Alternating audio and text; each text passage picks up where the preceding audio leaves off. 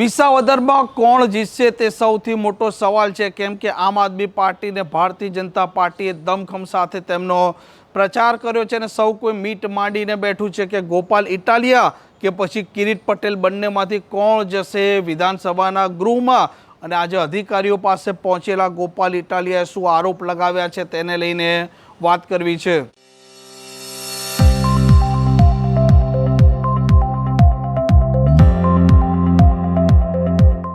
નમસ્કાર, આપ જોઈ રહ્યા છો હોટલાઇન ન્યૂઝ અને હું છું આપની સાથે તોફિક ગાંચી। જે પ્રકારે વિસાવદરમાં આમ આદમી પાર્ટીને ભારતીય જનતા પાર્ટીએ દમખમ સાથે તેમનો પ્રચાર કર્યો, મતદારોને આકર્ષવા માટે તેમણે, મતદારોને લોભાવવા માટે તેમણે જે પ્રકારે સભાઓ ગજવી અને હવે ગઈકાલે મતદાન પૂર્ણ થઈ ચૂક્યું છે। 23મી તારીખે તેનું પરિણામ આવશે અને જ્યારે ઈવીએમમાં રહેલા આ મતદારોએ જે મત કર્યા છે તેની ગણતરી થશે ત્યારે જ ખબર પડશે કે ગોપાલ ઇટાલિયા કે પછી ભારતીય જનતા પાર્ટીના ઉમેદવાર કિરીટ પટેલ, કોંગ્રેસના ઉમેદવાર નીતિન રાણપડિયા કે અન્ય કોઈ ઉમેદવાર તેમાંથી કોણ વિધાનસભાના ગૃહમાં જશેના જનતાનું પ્રતિનિધિત્વ કરશે। પરંતુ ઈવીએમ બૂથ પર આજે પહોંચ્યા હતા ગોપાલ ઇટાલિયા અને તેમણે અધિકારીઓ સાથે ચર્ચા કરી હતી અને જે પ્રકારે એવરેજ મતદાનથી કેટલાક ગામોમાં વધારે મતદાન થયું છે ત્યાં તેમણે ફેર મતદાનની માંગણી પણ કરી હતી અને તેમણે આરોપ લગાવ્યા હતા કે તેમને સીસીટીવી બતાવવાની તેમણે માંગ કરી, પરંતુ અધિકારીઓએ તે ફગાવ્યા અને તેમણે બોગસ મતદાનની આશંકા પણ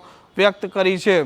આજે 20 તારીખ જૂન મહિનો 2025 અત્યારે હું આ ઈવીએમ જ્યાં મૂકવામાં આવ્યા છે એ સ્ટ્રોંગ રૂમ ઉપર હાજર છું। અમારા પ્રતિનિધિ માનની હરેશભાઈ સાવલિયા, માનની રાજુભાઈ બોરફકરિયા, માનની જીતુભાઈ ગોહિલ અને અમારા સૌ પ્રતિનિધિઓ હાજર છે। આજે અમે અહીંયા સૌ પ્રથમ ઈવીએમ જે સ્ટ્રોંગ રૂમમાં મૂકવામાં આવ્યા છે એ બાબતે અમે જાણકારી મેળવી, સીસીટીવી કેમેરા ચેક કરી, ચૂંટણી અધિકારી, ચૂંટણી ઓબ્ઝર્વર, પોલીસ અધિકારી બધા સાથે મળી વાતચીત કરી અને બધું ચેક કર્યું। આ સિવાય આજે ફોર્મ નંબર 17 ક, અંગ્રેજીમાં 17A, આ ફોર્મની આજે સ્ક્રુટિની હતી। આ જે 17A નંબરનું જે ફોર્મ હોય છે એ ચૂંટણી પૂરી થયા પછી કયા બૂથમાં કેટલા ટકા મતદાન થયું, કયા બૂથની અંદર કેટલા વ્યક્તિઓએ મતદાન કર્યું, કયા બૂથમાં કયા આઈડી કાર્ડથી કેટલા લોકોએ મત કર્યું, આધાર કાર્ડથી કેટલાએ મત આપ્યો, ચૂંટણી કાર્ડથી કેટલાએ મત આપ્યો, ઈડીસી વોટ કેટલા આપ્યો, તો ટૂંકમાં આ 17A નંબરનું જે ફોર્મ હોય છે એની અંદર તમામ પ્રકારની ડિટેલ હોય છે। 17A ની અંદર કોઈ પણ બૂથમાં મતદાનના આંકડાઓ, મતદાનની ટકાવારીઓ, ઈવીએમની અંદર થયેલી કઈ પણ પ્રકારની ટેકનિકલ ખામીઓ એ બધાની વિગત હોય છે।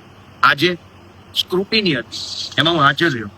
સ્ક્રુટિની દરમિયાન મેં વાંધો ઉઠાવ્યો, જોકે સરકારી અધિકારીએ પોતાનો એકદમ કહેવાય કે બિનજરૂરી વાહિયાત પ્રકારનો જવાબ આપી આખી સ્ક્રુટિનીને પતાવી દીધી।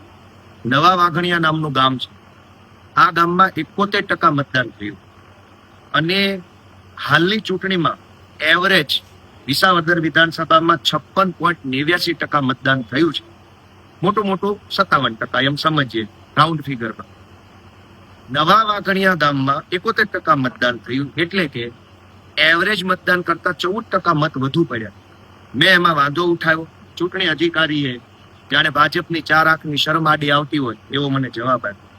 રૂપાવટી કરીને એક ગામ છે, આખા વિધાનસભાનું એવરેજ મતદાન 56.89, રાઉન્ડ ફિગરમાં 57, પણ રૂપાવટી ગામમાં 87% મતદાન થયું।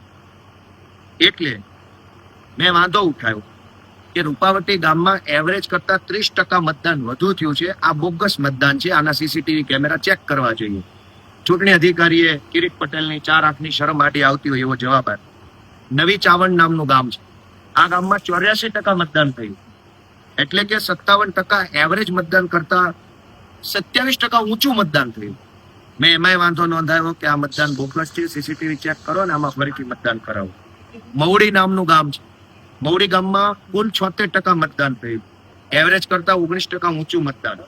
જાવલડી ગામ છે, જેમાં 70% મતદાન, એવરેજ કરતા 13% ઊંચું મતદાન થયું। આણંદપુર ગામ છે, એમાં 72% મતદાન થયું, એમાં એવરેજ કરતા 16% ઊંચું મતદાન। પસવાળા ગામ છે, પસવાળામાં 76% મતદાન થયું, એવરેજ કરતા 19% ઊંચું મતદાન। બામણગામ 71% મતદાન, એવરેજ કરતા 14% ઊંચું મતદાન. રાજપરામાં એવરેજ કરતા 10% ઊંચું મતદાન. માણદિયામાં એવરેજ કરતા 11% ઊંચું મતદાન. સણાથામાં એવરેજ કરતા 14% ઊંચું મતદાન થયું. ભાટ ગામમાં એવરેજ કરતા 19% ઊંચું મતદાન. આવી રીતે અનેક ગામડાઓની અંદર સામતપરામાં એવરેજ કરતા 19% ઊંચું મતદાન થયું. બિલખામાં એવરેજ કરતા 17% ઊંચું મતદાન થયું. જે બૂથ ઉપર એવરેજ કરતા ઊંચું મતદાન બતાવે છે, જે ગામમાં 70-90% મતદાન થયું, એ ગામના સીસીટીવી રેકોર્ડિંગ મને બતાવવામાં આવે એવી મેં ચૂંટણી અધિકારી, ચૂંટણી ઓબ્ઝર્વર અને લગભગ 50 જેટલા મોટા અધિકારી બેઠા તેની હાજરી માંગણી કરી. એક પણ અધિકારી પાસે એક પણ વાતનો જવાબ નહોતો. જાણે ભાજપ વાળાની કાન લઈને આવ્યા હોય એવું મોઢું કરીને બેઠા હતા. મેં એમને બધાને મારી શિષ્ટ, વ્યાજબી અને આક્રમક ભાષામાં કીધું કે ગોપાલ ઇટાલિયા કોઈ મહત્વનો નથી આ દેશમાં. દેશની લોકશાહી, દેશનું સંવિધાન અને આ દેશ મહત્વનો છે. રૂપાવટી ગામમાં 90% મતદાન થયું અને 100 અધિકારીઓ અંદર બેઠા હતા. કિરીટ પટેલની કાન લઈને આવ્યા હોય એવું મોઢું કરીને બેઠા હતા. એક પણ અધિકારી પાસે જવાબ નહોતો કે આ 90% મતદાન રૂપાવટીમાં થયું એ બોગસ છે કે સાચું છે, કેમેરો બતાવો. તો મને સ્પષ્ટ ના પાડી દીધી કે કેમેરા બતાવવામાં નહીં આવે, ચૂંટણી પંચની ગાઈડલાઈન છે, બતાવવાના જ ન હોય કેમેરા, તો મૂકો છો શા માટે? દોસ્તો, આજે 100 જેટલા મોટા અધિકારી અંદર સ્ક્રુટિનીમાં બેઠા હતા. મેં રજૂઆત કરી ધારદાર, આક્રમક, કે દેશને બચાવવાની જવાબદારી તમારી માથે છે, બેશરમ ન બનો. પણ કોઈના મોઢા પર શરમનો છાંટોય નથી. આમ જાણે કિરીટ પટેલની કાને લઈને આવ્યા હોય એવી રીતે બધા બેઠા છે. મેં અનેક પ્રશ્ન પૂછ્યા કે મેં જે બૂથમાં 80%, 90%, 70% મતદાન થયું છે એ બૂથના સીસીટીવી કેમેરા મને બતાવો. ધરાહાર ના પાડી દીધી બતાવવાની. મેં એમ કીધું કે આની અંદર રીવોટિંગ કરાવો. ના પાડી દીધી કે રીવોટિંગ નહીં થાય. મેં એવું કીધું કે સીસીટીવી જોઈ લઈએ આપણે. 90% મતદાન નવી ચાવંડ, રૂપાવટી, નવા વાઘણિયા, જાવલડી, આણંદપુર, પસવાળા, આટલા ગામમાં 85-90% મતદાન કેવી રીતે થઈ ગયું? ઇતિહાસમાં કોઈ ચૂંટણીમાં 90% નથી. તો દોસ્તો, આજે કહેવાતી સ્ક્રુટિનીનો ટાઈમપાસ કાર્યક્રમ હતો. આ ટાઈમપાસ કાર્યક્રમમાં ચૂંટણી અધિકારી આવ્યા હતા, આ ટાઈમપાસ કરવા ચૂંટણીના ઓબ્ઝર્વર આવ્યા હતા, બીજા અધિકારી આવ્યા હતા. બધાએ કલાક ટાઈમપાસ કર્યો, પબ્લિકના પૈસાની ચા પીધી અને ભાજપના ગુંડાઓએ, ભાજપના લુખ્ખા તત્વોએ જે આ બૂથમાં બોગસ મતદાન કર્યું છે એને અંદરથી મનમાં તાળીઓ પાડીને વધાવી લીધું. અને મેં જે વાંધો રજૂ કર્યો એ વાંધા ઉપર મોઢે સેલો ટેપ મારી ધૂતરાષ્ટ્રની જેમ મૂંગા બેસી રહ્યા. આજની આ સ્ક્રુટિનીમાં હું અહીંયા સેન્ટર પર છું. ગુજરાત આખાની જનતાને વિનંતી છે કે આ ભાજપના ગુંડાઓને, કિરીટ પટેલ જેવા ગુંડાઓને મુંહતોડ જવાબ આપો એવી વિનંતી છે.